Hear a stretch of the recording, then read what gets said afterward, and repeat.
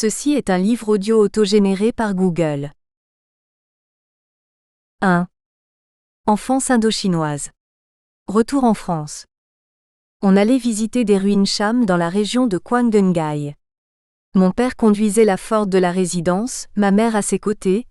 J'étais assis à l'arrière avec mon frère, mon aîné d'1 an. C'était en 1938, j'avais 8 ans.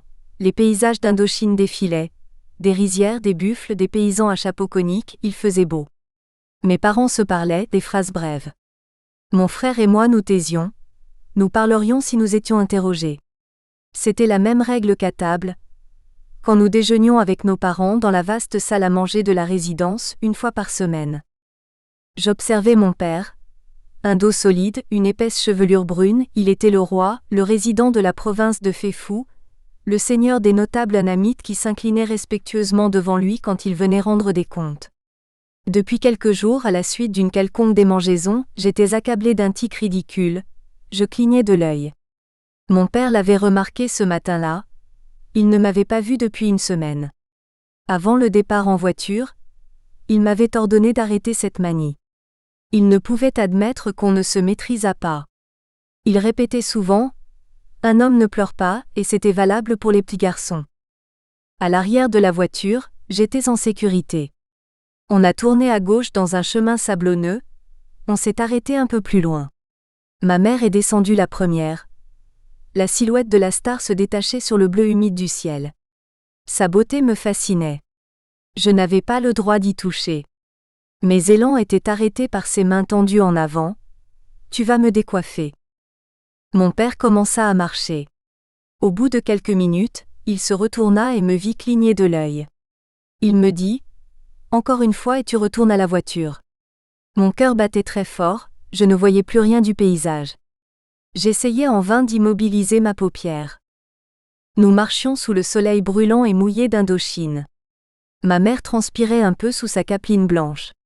Elle se persuadait sans doute que sa beauté n'en souffrait pas. Mon père marchait vite. Il s'est retourné pour vérifier que la troupe suivait. Il m'a vu cligner de l'œil. « Retourne à la voiture » m'a-t-il ordonné brutalement. « Tu nous attendras là-bas. » J'ai fait demi-tour. J'ai arrêté les larmes dans ma gorge pour ne pas aggraver mon cas. Je me suis assis dans la Ford et j'ai pleuré. Je me fichais pas mal des ruines Cham. Ma mère m'avait mollement défendu. Mon frère n'avait rien dit, mais dans son regard j'avais vu comme un reproche d'avoir osé déroger aux consignes du chef. C'est du moins l'idée que je m'étais faite de ce regard. La rancune et la honte me taraudaient. Quand la famille est revenue de sa visite, personne ne m'a adressé la parole. Je clignotais à qui mieux, mais mon père s'en lavait les mains. La grille de la résidence s'est escamotée devant la Ford. Au bout de la longue allée, le planton de service nous attendait. Il a ouvert la portière de mon père en s'inclinant profondément. Le lendemain, mon tic avait disparu. Je vivais en Indochine depuis ma naissance. Ce souvenir des ruines Cham jamais visitées n'est pas le plus ancien. C'est 3 ou 4 ans plus tôt qu'a commencé la mise en conserve de détails éparpillés dans ma vie semi-consciente. Des images de huées où nous vivions à cette époque. Des images d'école, de piscine, de bébés tigres en liberté dans le parc de la résidence supérieure d'Annam, de plantations d'EVA où un grand-oncle régnait en maître sur une armée de coulis. Je respire encore l'odeur du latex dans la saignée des arbres, de dalades fraîches en altitude où nous passions des vacances mon frère et moi chez nos grands-parents. Je me revois sur la plage de Kwadai près de Féfou. Je sens l'eau tiède de la mer de Chine sur mon corps. Je me rappelle mon étonnement devant les vaguelettes phosphorescentes, la nuit, dans le silence, sous le ciel aux 100 000 étoiles. Dans la baie de Tourane, le croiseur Lamotte Piquet s'était ancré pour quelques jours. Nous étions montés à bord avec nos parents. Mon père nous avait confiés à un jeune officier pour la visite du bateau. Je n'avais rien compris aux machines compliquées de ce navire de guerre. De retour sur le pont, mon père avait lancé à l'officier « Ils ne vous ont pas posé trop de questions idiotes ?» Des négations empressées du futur amiral. Le matelot de service sifflait notre départ comme il avait sifflé notre arrivée en haut de la passerelle. Je n'avais posé aucune question, je sentais comme toujours que je devais me taire. Noël a fait fou sous la pluie tiède. Ma mère au piano nous faisait chanter. Ma tiba anamite que j'aimais bien, qui s'occupait de moi, que je pouvais décoiffer à ma guise, me grondait en souriant de ses dents noires. Noël, c'était pour nous, les maîtres. Au jour de l'an, des invités arrivaient dans de grosses voitures américaines. Ma mère, la star, papillonnait au milieu d'eux. Nous étions relégués ailleurs, loin des grandes personnes. Des bribes de rire et de musique nous parvenaient. Nous étions de la tribu anamite, à l'écart. Un matin, nous avons rejoint Hué en voiture par Tourane et le col des Nuages. Une escadrille de bimoteurs de la marine était amarrée sur la rivière des Parfums. Devant les officiels, installés dans une tribune, ils avaient décollé, tournoyé, améri. Je voyais des avions pour la première fois. J'étais très étonné par ces machines qui se déplaçaient dans l'air, avec beaucoup de bruit, se libéraient de l'eau, y revenaient au milieu des gerbes. Le lendemain, les pilotes sont venus à la résidence de Féfou. Ils étaient beaux dans leurs uniformes blancs. Ils s'intéressaient beaucoup à ma mère. J'étais abasourdi au milieu d'eux. Après quelques minutes, j'ai rejoint ma famille anamite, loin de la fête. Nous sommes rentrés en France en juillet 1939 pour les congés de mon père. Le paquebot d'Artagnan a mis 1 mois pour relier Saïgon à Marseille. On descendait aux escales à Singapour, à Colombo, à Djibouti. Après la chaleur accablante de la mer Rouge et le lent franchissement du canal de Suez, le d'Artagnan a débouché dans la Méditerranée, et par variations infimes le ciel et la mer ont changé d'aspect. L'air devenait plus léger à mesure que les jours passaient. Un matin, la côte au loin est apparue, c'était la France. Le bateau avançait lentement, le relief de la ville se précisait. Elle apparaissait dans son immensité, sans forêt, sans plage, avec des maisons à pic sur la mer. Je me disais que des gens étaient nés là-bas, vivaient là-bas, et c'était très étonnant pour moi qui étais né à Natrang, petit village au bord de la mer, et avait vécu dans la nature sauvage. À Marseille, j'ai découvert que les Français faisaient les métiers des anamites. Ils étaient porteurs, chauffeurs, cuisiniers, serveurs, balayeurs. Un monde basculait. Je n'osais interroger mon père. La famille s'est installée dans un hôtel en Savoie. La nature était étrange. Des pâturages, de grands arbres très verts, des vaches, des moutons, bêtes que je connaissais par des images dans des livres. Pas de mille-pattes, de margouillat, de cancrelats, pas de gibbons, de buffles, de lianes. Les femmes françaises faisaient le ménage et servaient à table. La fin du mois d'août approchait. Il m'arrivait de surprendre mes parents en train d'écouter la radio, l'air soucieux. Il y avait des conciliabules entre grandes personnes. Je saisissais des bribes de phrases. Mon père disait, j'expliquerai que je rejoins. Il faut partir. La voiture traverse des villages mornes, des affiches tricolores sont placardées sur les murs. À un poste à essence, j'entends quelqu'un dire, c'est la guerre. La guerre, c'est quoi? En Indochine, j'avais vu des soldats. Une nuit, je m'étais réveillé, j'avais entendu du bruit, j'avais doucement entrouvert la porte de la chambre et accroupi dans l'ombre, j'avais assisté à un conseil de guerre dans le salon de la résidence. Une carte était posée sur une table basse, mon père parlait à des hommes en uniforme. Il parlait de tribus moilles de la montagne qu'il fallait pacifier. Il disait qu'il fallait se méfier de leurs flèches qui étaient empoisonnées. C'était le camp de mon père qui gagnait. La guerre maintenant, c'était contre des Allemands. J'ai vite compris qu'ils avaient des fusils, des mitrailleuses, des avions comme nous. Mon père est parti au front. Nous sommes restés avec ma mère chez nos grands-parents qui étaient rentrés d'Indochine depuis 2 ans et s'étaient installés à Bergerac. Au printemps, les divisions blindées allemandes ont enfoncé les lignes françaises. Les Stukas bombardaient et mitraillaient, c'était la déroute, l'exode. On attendait des nouvelles de mon père, dans l'angoisse. Des colonnes de voitures belges défilaient dans Bergerac, matelas ficelés sur le toit. Les Belges quémandaient de l'eau, de la nourriture, de l'essence pour fuir plus loin encore, plus au sud. Ils étaient hagards, sales, prostrés. Je n'avais jamais vu de blanc dans cet état, je ne comprenais plus rien.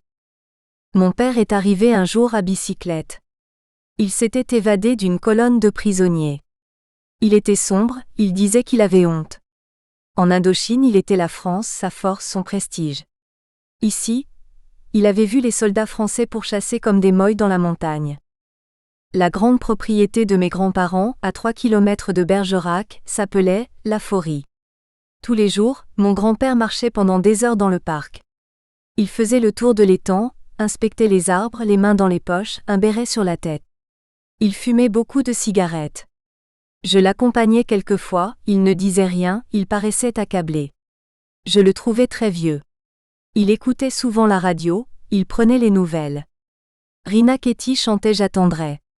J'étais bouleversée par cette voix voluptueuse, qui prononçait des phrases sans intérêt et même assez ridicules, mais dont les trémolos me faisaient frissonner d'une sorte d'attente de je ne savais trop quoi. Mon grand-père me regardait en souriant, puis retombait dans sa prostration, enveloppé de la fumée de sa cigarette.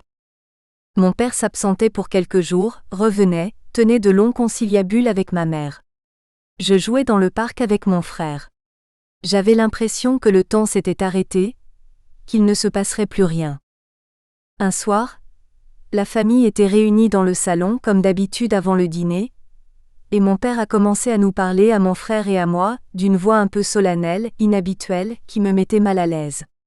Il nous a expliqué qu'il devait partir en Chine, à Shanghai, où l'attendait un poste important. Il partirait avec ma mère, et nous les enfants, nous resterions ici, à la garde de nos grands-parents. Il nous a dit aussi que nous devions faire de bonnes études, et que nous serions mis en pension chez les jésuites à Sarlat, à 80 km de Bergerac. Ma mère ne disait rien, elle souriait. J'écoutais sans bien comprendre.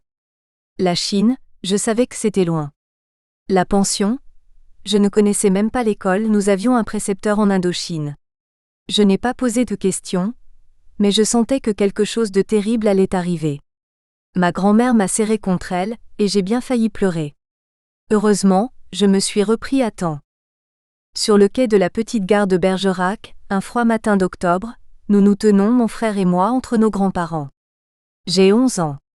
Mes parents sont dans le couloir de leur wagon, accoudés à une fenêtre. Ils font de grands gestes quand le train démarre. Le train disparaît dans une courbe. Une chose impossible est arrivée. Je suis seule et j'ai peur.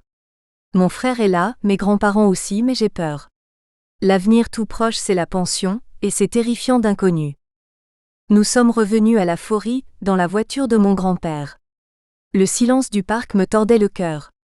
Je n'avais plus envie de jouer. J'attendais que vienne le soir, pour m'enfouir au fond de mon lit et pleurer. 2. Le collège de Sarlat. Les hauts murs du collège Saint-Joseph dominaient la petite ville de Sarlat, oubliée de la guerre dans sa vallée endormie. Nous avions débarqué d'un poussif car à gazogène, et maintenant, une valise à la main, nous montions vers le collège, ma grand-mère, mon frère et moi. C'était une froide journée d'octobre, la montée était rude. Devant le porche se tenait un prêtre aux cheveux blancs, immense dans sa soutane noire. Ma grand-mère lui parlait, il répondait, je ne comprenais rien, les phrases étaient noyées dans une sorte de brume sonore. Soudain ma grand-mère m'a serré contre elle, puis m'a poussé vers le prêtre qui ouvrait les bras pour m'accueillir. Je me suis retournée, ma grand-mère s'éloignait déjà, c'est une chape de désespoir qui s'abattait sur moi. L'année scolaire était commencée depuis 1 mois. J'arrivais dans ce collège sans rien savoir de l'école. On se déplaçait les uns derrière les autres, une ligne de chaque côté, dans les couloirs sombres qui sentaient la poussière humide. Au centre se tenait le père surveillant qui décidait d'un coup de clochette des arrêts et des départs. J'ai parlé. Je ne savais pas que c'était interdit. Le père s'est approché de moi, m'a giflé, et m'a fait mettre à genoux au milieu du couloir. J'étais anéantie, terrorisée. Ce premier soir gravé en moi au fer rouge, j'étais agenouillée au pied de mon lit dans le dortoir. Nous faisions la prière tous ensemble. Au coup de clochette, tout le monde s'est couché. Le père a éteint les lampes. Il ne restait plus que des veilleuses bleues, lumière pâle d'aquarium sur les 100 lits métalliques alignés, dans un silence rythmé par les pas du surveillant qui déambulait entre les rangées. Je pleurais. Le père s'est approché. « Pourquoi pleurez-vous ? » « Parce que j'ai quitté mes parents. »« Ne pleurez pas, ne pleurez plus. » Le père s'est éloigné. J'ai pleuré longtemps. Les images défilaient dans ma tête. Autour de moi il n'y avait plus de tendresse, d'indulgence. Il n'y avait plus que du silence. Demain viendrait et les autres jours, tous les autres jours, avec leur soir d'abandon dans la solitude glacée du dortoir, les pas du surveillant et les veilleuses bleues au plafond, cette infime clarté qui révélait des ombres, cette clarté de malheur. Je me suis enfin endormie. À 6 heures, toutes les lampes se sont allumées, et le père a crié Deo Gratia en agitant sa clochette. Demain était arrivé. Je regardais autour de moi, tous ces visages inconnus. Je me disais que j'étais dans une situation impossible, irréelle, que tout allait rentrer dans l'ordre, que cette mise en scène lugubre allait s'évanouir et que le cercle de famille se refermerait sur moi pour me protéger. Mais j'ai dû m'approcher du lavabo, avec les autres. Je me lavais les dents au-dessus d'une auge surmontée d'un tuyau percé de trous qui laissait couler des filets d'eau glacée. Les crachats dérivaient lentement vers la bombe d'évacuation. Les dents et le visage, rien de plus, le reste serait douché 2 fois par mois. Les premiers jours à Sarlat restent en moi comme une blessure qui n'a jamais guéri. Toute ma vie, les images, les odeurs, les bruits de cet énorme collège m'ont poursuivi. À Sarlat, je suis née une seconde fois, dans la douleur, dans l'abandon. Il fallait vivre pourtant et travailler, apprendre. Le latin et le grec ouvraient des horizons magiques, dans ces classes où seule résonnait la voix du maître. La discipline inflexible brisait toute velléité de fantaisie. Dans la cour de récréation, les pulsions se libéraient et j'entendais des mots qui chez moi étaient interdits. Au réfectoire par table de 8, c'était déjà la lutte pour la vie. La guerre lointaine affamait les enfants innocents. Le réfectoire sentait le rutabaga et le topinambour, la soupe acide, le pain rassis. Je me mis à rêver de nourriture, de lard, de beurre, de chocolat, de confiture. Dans les textes latins, grecs et français que j'étudiais, il était souvent question de ripaille. Les orgies romaines me fascinaient. Je salivais à la lecture des gueuletons que s'envoyaient en Gaule les soldats de César. Les fils de paysans et de commerçants qui formaient le gros des pensionnaires avaient leurs cassettes qu'ils enfermaient à clé dans leur casier, sous le préau. Dans leurs cassettes il y avait les trésors de la ferme et ce qu'ils permettent d'obtenir en temps de guerre. Saucissons, pâtés, chocolat, pain d'épices, gâteaux secs. Au goûter, les riches s'empiffraient devant les pauvres. Je regardais et j'espérais. Avec un peu de honte, à la fois d'être pauvre et d'espérer. La charité quelquefois se manifestait, et j'avais l'impression terrible d'être un mendiant à qui l'on donne une pièce pour s'en débarrasser et acheter la paix de l'âme. Mais j'avais faim. Après le misérable déjeuner, il y avait une grande récréation qui durait 1 heure. Les jésuites organisaient de grands jeux, et entre les hauts murs les cris retentissaient, les cavalcades s'envolaient. J'aimais les jeux, c'était mon heure exquise. Je courais vite, je lançais les balles avec force et précision, je remportais des victoires. Je me moquais pas mal des médailles en fer blanc que je gagnais. Après, la faim au ventre dans la salle d'études, je mettais longtemps à me calmer. Je rêvais à la guerre des Gaules ou à l'Anabase, aux guerriers innombrables de par le monde, sans songer un instant à la guerre réelle, la vraie qui déferlait. Je n'avais jamais vu un mort, ni un blessé. À Noël, je pris le train pour Bergerac avec mon frère. Mon grand-père nous attendait sur le quai. Il nous emmena dans sa petite voiture à la Forie. Je me jetai dans les bras de ma grand-mère. J'ai erré dans le parc. J'ai longé l'étang gelé sur lequel penchaient des branches givrées. Il faisait froid, je suis revenu vers la maison. Des choses odorantes mijotaient dans les casseroles, j'avais chaud, j'étais bien. Le soir de Noël, autour du sapin, nous étions là tous les 4, sans musique, sans chanson. Mon grand-père ne croyait pas en Dieu. On n'avait pas de nouvelles des parents, le courrier ne passait plus. Nous étions là dans la paix, et le monde allait flamber. Déjà je ne pensais plus qu'à la fin prochaine des vacances. Mes grands-parents gravement, tristement, voyaient leurs vieux jours s'enfoncer dans la nuit. J'ignorais tout de leur détresse.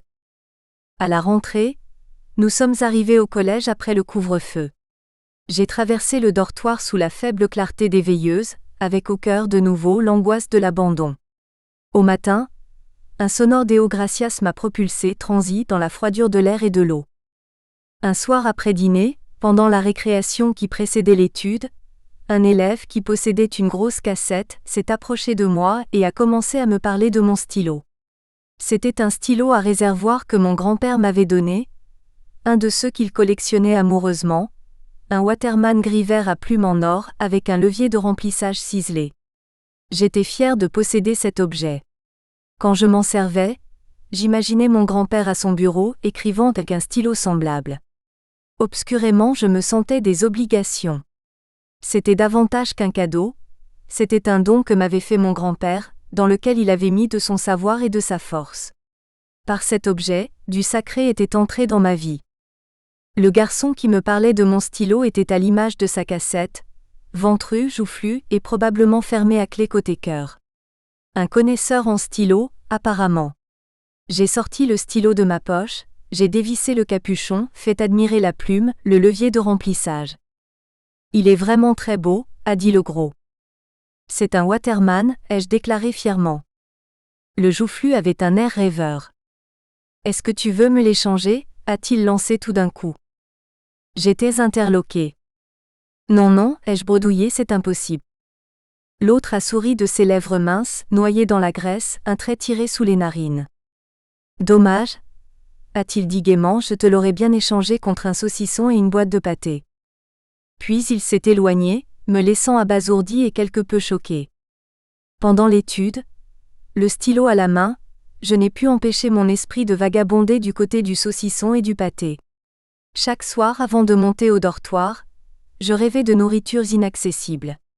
J'avais vu le gros fouiller dans sa cassette, gros saucisson, grosse boîte de pâté. Chaque semaine, un colis venu de la campagne reconstituait le stock. Et chaque jour, le gros mastiquait, distribuant une piécette de ci de là pour avoir la paix. Cette nuit-là, j'eus des rêves de charcutaille. Le lendemain, le gros qui avait dû refaire ses comptes, s'est placé derrière moi dans les rangs, et m'a glissé sans préambule qu'il était prêt à hausser la mise jusqu'à un saucisson et 2 boîtes de pâté. Au goûter devant la cassette, le troc s'est fait. J'ai tendu mon stylo au gros, qu'il a enfourné dans une vaste poche. Puis, dans mes mains ouvertes, j'ai reçu un saucisson et 2 boîtes de pâté. Je me suis éloigné, la honte et le remords au cœur.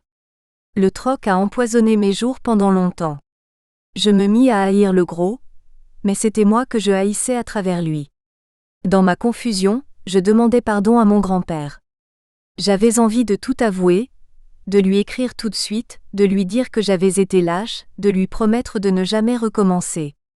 En même temps, j'ajoutais à ma honte en me disant que je n'aurais pas à expliquer la disparition du stylo avant les vacances de Pâques, et qu'après tout un stylo peut se perdre.